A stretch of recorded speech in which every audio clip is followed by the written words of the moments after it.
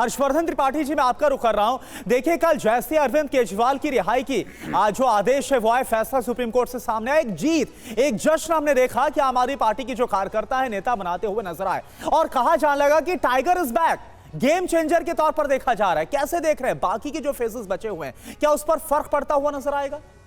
देखिए, मुझे लगता है कि सर्वोच्च न्यायालय का निर्णय आम आदमी पार्टी के लिए तो बिल्कुल, जिसको कहते हैं ना कि मरते को संजीवनी जैसा है, तो उनका पटाखा वटाखा भी बजाना ठीक ही है। दीपावली पे भले वो बैन लगा दें, लेकिन ये ठीक है, ये खुशी, ये उत्साह बहुत ज़रूरी थी इस पार्टी के लिए, क्योंकि लगभग दिल्ली में आम आदमी पार्टी दिख ही नहीं रही थी, लगभग मृत प्राय हो गई थी। लेकिन अब सवाल ये है कि क्या जिन ग्राउंड्स पर सर्वोच्च न्यायालय ने कहा है, बार बार सर्वोच्च न्यायालय कह के जमानत दे रहा है कि अंतरिम जमानत हम क्यों दे रहे हैं, सिर्फ प्रचार के लिए दे रहे हैं, अगर मेरिट पर बात होती तो हम जमानत नहीं देते। ये मुझे लगता है कि संदर्भ के साथ दोहराना चाहिए। दूसरा, अभी आप कह रहे थे झारखंड में इतनी इतनी सीटें बची हुई हैं, हेमंत सोरेन जी ने कौन सा अपराध किया है सर्वोच्च न्यायालय को, उन्हें भी आज ही जमानत दे देनी चाहिए।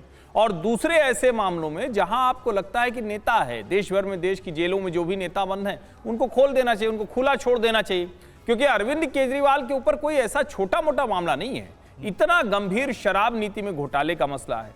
उससे पहले जो उनकी पार्टी के जो मंत्री हैं मनीष सिसोदिया, वो लंबे समय से जेल में है, अदालत ही उन्हें जमानत नहीं दे रही।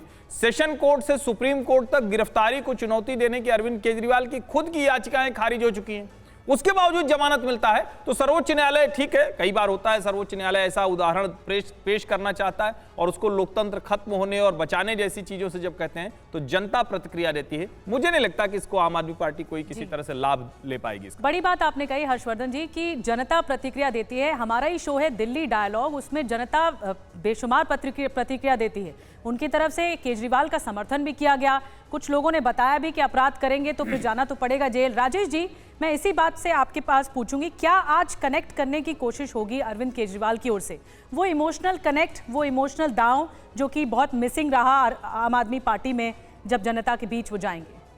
हम सब ने देखा है मज़ारों के आसपास कुछ झाड़ फूक करने वाले लोग बैठते हैं, वो कहते हैं कि आओ हम इस जिन्न को जो है बोतल में बंद कर देंगे और फिर तुम्हें मुक्ति मिल जाएगी।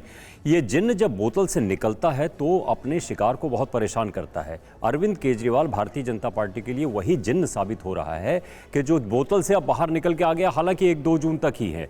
अब भारतीय जनता पार्टी के सामने सबसे बड़ी चुनौती ये हो रही है कि इस जिन्न से हम निपटें कैसे, क्योंकि सबसे पहले बाहर आते ही वो हनुमान मंदिर में जाके प्रार्थना करने जा रहा है।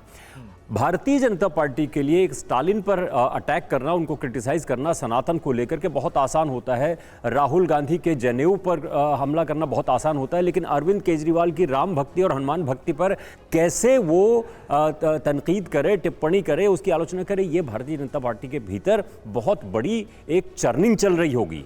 अब मेरी किसी से बात नहीं हुई, लेकिन आप उनको सनातन विरोधी नहीं कह सकते हैं। 2 बार आपकी पार्टी को पूरी दिल्ली में परास्त, बुरी तरह से परास्त कर चुके हैं। अब देखिए, वो जब बाहर निकले हैं जेल से तो सबसे पहले उन्होंने क्या कहा, तानाशाही कहा और दूसरा हनुमान मंदिर कहा।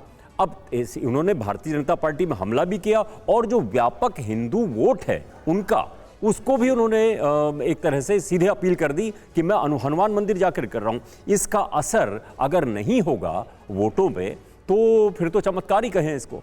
ठीक है, वो पंजाब भी जाएंगे, हरियाणा भी जाएंगे, झारखंड भी जाएंगे और दिल्ली में भी अब प्रचार करेंगे खुल के। यानी राजेश जी, आपको लग रहा है कि इसका असर और फर्क पड़ता हुआ नजर आएगा माहौल पर?